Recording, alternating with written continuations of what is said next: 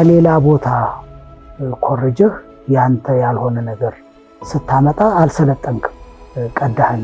ጃፓኖች የሚባባላል ሲቪላይዜሽን ኢዝ ኖት ዌስተርናይዜሽን ወይም ሞደርናይዜሽን ኢዝ ኖት ዌስተርናይዜሽን ይላሉ። አንዳንድ ጊዜ የስልጣኔ መለኪያ እነሱ የሚያደርጉትን በማድረግ ይመስለናል። ስለዚህ እንደ ግለሰብ ካየኸው አንድ ሰው ሰለጠነ የሚባለው በዓለም ላይ ሁለት አይነት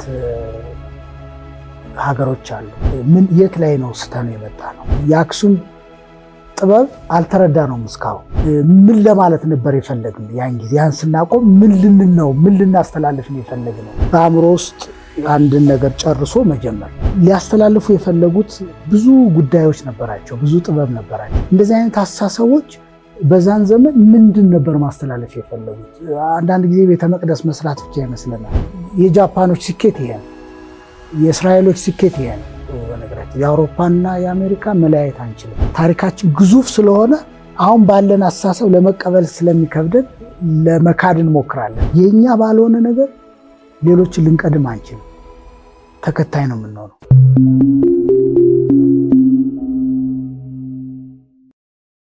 እንግዲህ ስልጣኔ የሚለው የፍልስፍና ትርጉም ይኖረዋል። የአንትሮፖሎጂ ባለሙያዎች የሚናገሩት ይኖረዋል። ግን ሁሉንም ሰው ሊያግባባ በሚችል ደረጃ እንግለጸው ቢባል የሰው ልጅ በደረሰበት የእድገት ደረጃ ልክ የማህበራዊ መስተጋብር የተሳለጠ ማህበራዊ መስተጋብር ሲያመጣ፣ ባህሉን ሲያበለጽግ፣ ኢኮኖሚውን ሲያዳብር፣ ቴክኖሎጂ ሲፈበርክ እና ሲጠቀም፣ በአጠቃላይ ትናንት ከነበረው ኑሮ ውጣ ውረዱ ሸክሙን የሚያቀል፣ ጤንነቱን የሚጠብቅ፣ ምርታማነቱን የሚጨምር ነገሮችን ሲያከናውን፣ መስተጋብሩም እየተሳለጠ ሲሄድ፣ ሰፋ አድርገን ስናየው ደግሞ የነፃነት ጉዳይም እኩል የመታየት እንደዚህ አይነት ነገሮች ሲታዩ ሰለጠነ ይባላል። ስልጣኔ ግን ይሄ ብቻ አይደለም። ስልጣኔ ሁለት ሌሎች ተጨማሪ ነገሮች አሉ ብዙ ጊዜ የማናስተውለው። አንደኛው ክብርን፣ የራስህ የማንነት ክብር ጎልቶ የሚታይበት ነው ስልጣኔ። ሁለተኛው ክብረሰብ የሚባለው ስልጣኔ የሰውን ልጅ ተፈጥሯዊ መብት፣ ተፈጥሯዊ ማንነት ክብሩን የሚያጎድፍ ሳይሆን የበለጠ የሚያሻሽል፣ የበለጠ ክብሩን ከፍ የሚያደርግ ሲሆን ሰለጠነ ይባላል። እንግዲህ ቅድም ያነሳቸውን ጉዳይ ካየናቸው ከሌላ ቦታ ኮርጀህ ያንተ ያልሆነ ነገር ስታመጣ አልሰለጠንክም፣ ቀዳህ እንጂ። ምክንያቱም ስልጣኔ ከአንተ ማንነት የሚጀምር ነው። ከማንነትህ ተነስቶ ማንነትህን አሳድጎ ክብረ ስብዕናህን ጠብቆ፣ ሞራልክን ጠብቆ፣ ቅድም ያልኳቸውን ሸክምህን የሚያቀሉ፣ መስተጋብርህን የሚያፋጥኑ፣ ባህልን የሚያበለጽጉ ሆኖ ሲገኝ ስልጣኔ ይባላል። ሰለጠነ የሚባለው ማህበረሰብ እንደዛ ነው። አንድ ነጥብ እዚህ ላይ ማንሳት አለብን። ብዙ ጊዜ ትርጓሜው የሚሳሳተው ጃፓኖች የሚሉት አባባል አለ። ሲቪላይዜሽን ኢዝ ኖት ዌስተርናይዜሽን ወይም ሞደርናይዜሽን ኢዝ ኖት ዌስተርናይዜሽን ይላሉ። ስልጣኔ ምዕራባዊነት አይደለም። በአጋጣሚ በታሪክ ሂደት ሰለጠኑ ብለን የምናምናቸው ምዕራባውያን ስለሆነ አንዳንድ ጊዜ የስልጣኔን መለኪያ እነሱ የሚያደርጉትን በማድረግ ይመስለናል። ግን በእያንዳንዱ ሰለጠነ በሚባለው ሀገር ያልሰለጠነ ድርጊቶች አሉ፣ ያልሰለጠኑ ሁኔታዎች አሉ። ቅድም እንዳልኩት ሞራል የሚመለከቱ፣ ክብረ ስብዕናን የሚመለከቱ፣ ማንነትን የሚመለከቱ እዛም ጉድለት አለ። ያንን ጉድለት እንዳለ አምጥተህ ስታሳየው እዚህ መሰልጠንህ ሳይሆን መኮረጅህ ነው የሚታየው። ራስን መሆን ሳይሆን ሌሎችን ለመሆን ያደረግከውን ጥረት ነው የምታሳየው እና ስልጣኔ ተብሎ ሊገለጽ አይችልም። ያኛው እንግዲህ ጠቅለል አድርገን ስናየው ከማንነትህ የሚጀምር ነው እና ስልጣኔ ከሌሎች የምትማረው ሊኖር ይችላል፣ ግን በማንነትህ በአንተነት ላይ ነው የምትገነባው። ስለዚህ እንደ ግለሰብ ካየኸው አንድ ሰው ሰለጠነ የሚባለው አንደኛ የጊዜ አጠቃቀሙን ለራሱ ያለውን ራሱን አሸንፎ መኖሩን። በነገራችን ላይ ስልጣኔ የሚለው መሰልጠን ከሚለው በራስ ላይ መሰልጠን ነውና ከሰዎች ጋር ያለህ መስተጋብር እጅግ በመደማመጥ በመመካከር ከሆነ ክብረ ስብዕናህን የምጠብቅ ከሆነ ክብረ ስብዕና ስንል በመሰልጠንህ አካላዊ ሁኔታህ ውስጣዊ ማንነትህ እስከ ነፍስህ ድረስ የተሻሻለ ነገር ማሳየት አለበት።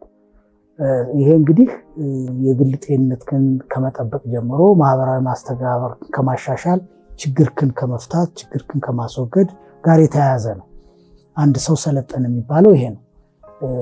ሰዓት ያከብራል፣ የሌሎችን መብት ያከብራል፣ ራሱን ይጠብቃል፣ ሌሎቹን ይጠብቃል፣ ራሱን አሸንፎ ይኖራል።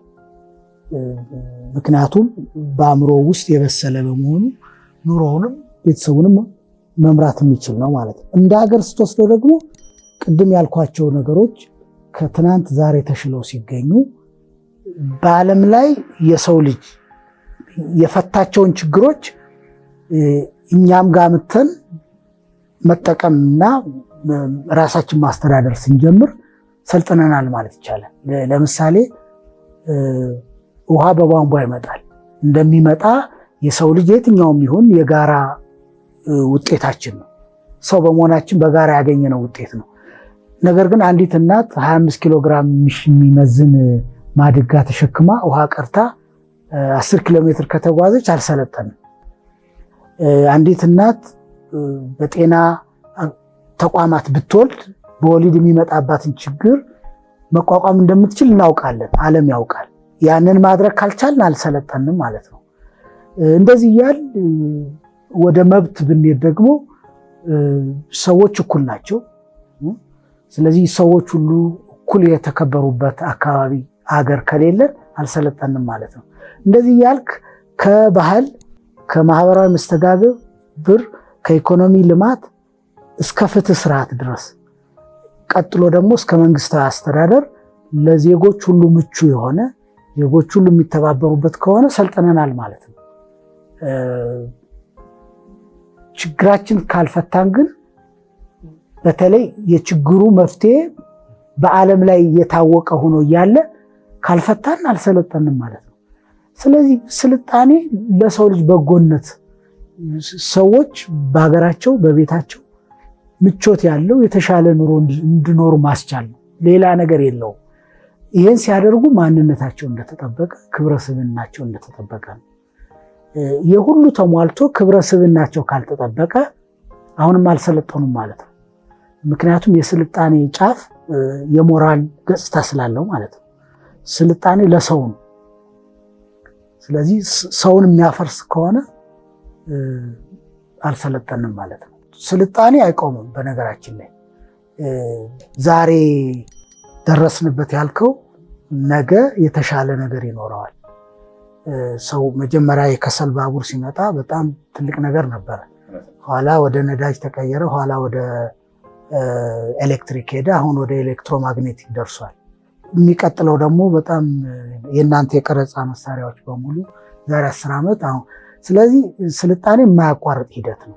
እንደ ወንዝ ወራጅ የሚቀጥል ነው። ምን ያክል ጊዜ ይፈጃል? ነጣጥለን ካየነው ጊዜ ልታስቀምጥበት ትችላል። ለምሳሌ የኢኮኖሚ ልማት የኢኮኖሚ ለውጥ በምን ያክል ጊዜ ልናመጣ ነው ብንል ጊዜ ልናስቀምጥ እንችላለን። የባህል በጎ የሆኑትን አበልጽገን ደካማ የምንላቸውን ቀይረን በዚህን ያክል ጊዜ ልንል እንችላለን። አጠቃላይ ስልጣኔን ቅድም ዘርፈ ብዙ ስለሆነ ጊዜ ማስቀመጥ ከባድ ነው።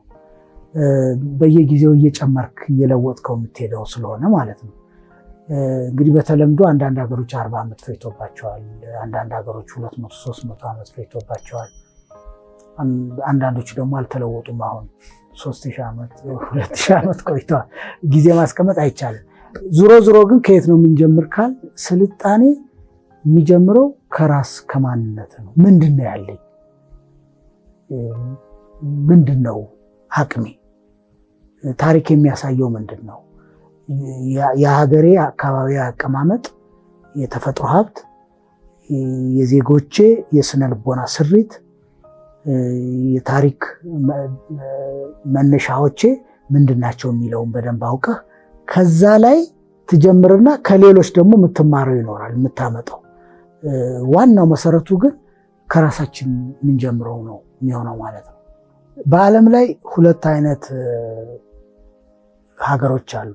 እንዲሁ በደፈናው ግን አንዳንዶቹ ምንም አይነት ቅድመ ታሪክ ያልነበራቸው ወደኋላ ተሄዶ ሊቃኝ ሊፈለግ የማይችል ሀገሮች አሉ። እነዚህ ሀገሮች ግን ድንገት ተነስተው ያድጋሉ። ለምሳሌ ለዚህ ጥሩ ምሳሌ አሜሪካ ነች። አሜሪካ ምንም ታሪክ የላትም። ወደኋላ አርኪኦሎጂ የሚቆፍረው አንትሮፖሎጂ የሚያጠነው ታሪክ የላትም። ግን በተገኘችበት ጊዜ ጀምሮ የማያቋርጥ ስልጣኔ አስመዝግባ የስልጣኔ ቁንጮ ነኝ ለማለት በቅታለች። እናቶ ሌላ ጉዳይ ሆኖ ማለት ነው። ሌሎች ሀገሮች ደግሞ አሉ፣ ጥንታዊ ስልጣኔ ያላቸው አሁን የደበዘዙ የሚመስሉ አሉ። አንዷ ኢትዮጵያ ነች። እንደነ ኢትዮጵያ አይነት ጥንታዊ ስልጣኔ የነበራቸው የወደፊት ጉዟቸው የሚሆነው ከበፊቱ ጋር በማስተሳሰብ ነው የሚሆነው። የት ላይ ነው ስተነው የመጣ ነው? የት ላይ ነው አልፈን የመጣ ነው? ትራጀክተሪው ወይም ጉዞው የተቋረጠው የት ላይ ነው የሚለውን ማወቅ አለብን። ምሳሌ ግልጽ የሆነውን አክሱምን ብንወስድ የአክሱም ጥበብ አልተረዳ ነው እስካሁን። ሐውልቱን እናስጎበኘዋለን እንጂ እንዴት እንደሰራ ነው ጊዜ ወስደን አላየ ነው። በምን መንገድ ነው ጠርበና ያቆም ነው? ድንጋዩን አቅልጠን ቅርጻ ሲዘን ያቆም ነው? በምን አጓጓዝ ነው? በምንስ አቆም ነው? ምን ለማለት ነበር የፈለግን? ያን ጊዜ ያን ስናቆም ምን ልንል ነው? ምን ልናስተላልፍ ነው የፈለግነው ሚለውን አላወቅ ነው። በመሃል ተውና ድንገት ላሊበላ ላይ ደግሞ መጣን። በአእምሮ ውስጥ አንድን ነገር ጨርሶ መጀመር። አንድን ህንፃ ጨርሰህ በንድፍ ልትጀምር ትችላለህ። ግን አክቹዋሊ እዛ ላይ በተግባር ጨርሶ ነው ጣራ ሰርቶ ነው ወደ መሬት ያወረደው። እንደዚህ አይነት አስተሳሰቦች በዛን ዘመን ምንድን ነበር ማስተላለፍ የፈለጉት? አንዳንድ ጊዜ ቤተ መቅደስ መስራት ብቻ ይመስለናል፣ ግን አይደለም። ሊያስተላልፉ የፈለጉት ብዙ ጉዳዮች ነበራቸው፣ ብዙ ጥበብ ነበራቸው። እንዴት ዲዛይን አረጉት? እንዴት አፈለጉት? እንዴት አድርገው ጠረቡት? ከጠረቡ በኋላ ምን ለማለት ነበር የፈለጉት? እንደዚህ እያልክ ብትመጣ እስከ ጎንደር እስከ ሐረር እያልክ አሁን ወዳለንበት ብትመጣ ቁልቁል እንጂ ወደ ላይ አልሄድንም እኛ። ስለዚህ እነዛን ረስተን እንጀምር ብንል የሚሆነው ሌሎችን ነው እንጂ የምንመስለው እኛን አንመስልም። ስለዚህ እንደ ኢትዮጵያ ያሉ ሀገሮች ማንነታቸውን በሚገባ ፈትሸው ጥንታዊ ታሪክ ስላላቸው ያንን ካገኙ ስልጣኔያቸው የራሳቸው ይሆናል። የራሳቸው መሆን ብቻ ሳይሆን የተለየ ስለሆነ ተወዳዳሪ ያደርጋቸዋል። የጃፓኖች ስኬት ይሄ ነው። የእስራኤሎች ስኬት ይሄ ነው። በነገራችን የአውሮፓና የአሜሪካ መለያየት አንችልም።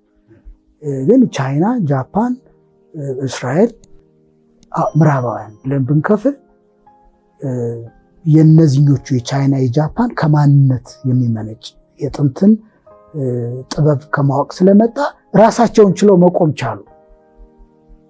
ተከታይ አልሆኑ፣ ግን ጥሩ ተወዳዳሪ መሆን ችለዋል። እና ስለዚህ እንደ ኢትዮጵያ አይነት ሀገሮች የግድ ከትናንት በአግባቡ ፈትሸው መጀመር አለባቸው። እንግዲህ ምንድነው ምን ያክል ርቀት ነበረን? ታሪካችን ረጅም ነው። የኢትዮጵያን ታሪክ አሁን ላይ ሆነን ስናስበው ለመቀበል ስለሚከብደን ታሪካችን ግዙፍ ስለሆነ አሁን ባለን አስተሳሰብ ለመቀበል ስለሚከብደን ለመካድ እንሞክራለን እንጂ የ3000 ዘመን ታሪክ አለን። ከዓለም በፊት ነበር። ግን አሁን ከዓለም ኋላ ሆነ ያንን ለመቀበል ይከብዳል አእምሮ ነው። ስለዚህ እንዳልነበረ ለማሰብ ትሞክራለህ። ለማንኛውም ከፊት ነበር፣ የራሳችን ስልጣኔ ነበረን። ታሪኩ በጣም ረጅም ነው። ነገር ግን አሁን ዘመኑ የሚያግዘን ደግሞ አለ። ያን ያክል ረጅም ጉዞ መጓዝ ላይኖርብን ይችላል። ራስን ካገዘፍ ነው ራሳችን መሆን እና በራሳችን ከተማመን የተጓዝነውን ያክል ዘመን አሁን መጓዝ ላይኖርብን ይችላል። ምክንያቱም የምታቀልበት ነገሮችን በፍጥነት የምሰራበት እንደ ሰው ከዓለም ላይ ሼር የምንጋራው ጥበብ አለ። እንደ ሰው ማለት ነው። በነገራችን ላይ ጥበብን ለሆነ ሀገር አሁን መስጠት አይቻልም። የጋራችን ነው። ኮምፒውተርም ቴክኖሎጂም ብንል የጋራ አስተዋጽኦ ያደረግንበት ነው። ጥበቡን ባናረግ ቢያንስ ጥሬ ዕቃ አቀብለናል። ስለዚህ ዓለም ላይ ያለው እውቀት የጋራችን ነው። ስለዚህ ያንን ከጋራችን እውቀት ወስደን የራሳችን መነሻ ይዘን ብናደርገው ጊዜው አጭር ይሆናል። የኛ ይሆናል ስልጣኔው። የኛ ሲሆን ደግሞ ተወዳዳሪ ያደርገናል። የኛ ባልሆነ ነገር ሌሎችን ልንቀድም አንችልም። ተከታይ ነው የምንሆነው። ከሌሎች በፊት ልንሰለጥን አንችልም። ሰልጥነው የሰጡንን